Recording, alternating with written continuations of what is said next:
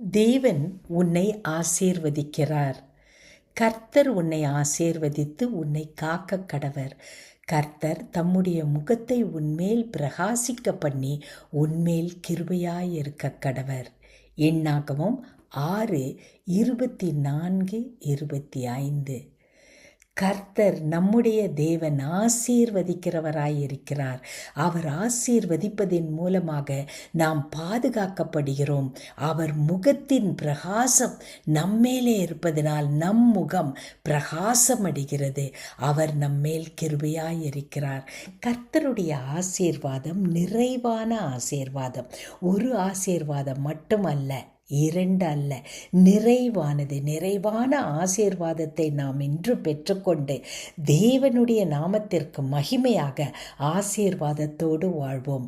நாம் பாதுகாக்கப்படுவோம். அவருடைய முகத்தின் பிரகாசம் நம்மேல் இருக்கும்.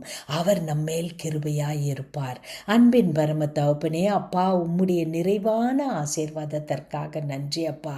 இந்த பாதுகாப்பையும் உம்முடைய பிரகாசத்தையும் கிருபையையும் பெற்றவர்களாக இந்த நாளில் நாங்கள் வாழ எங்களை நீர் ஆசீர்வதித்தபடினால் நன்றி. அந்த ஆசீர்வாதத்தோடு இன்று நாங்கள் எங்கள் வேலைகளை துவங்குகிறோம். இயேசு கிறிஸ்துவின் வல்லமை உள்ள நாமத்திலே, ஆமேன்.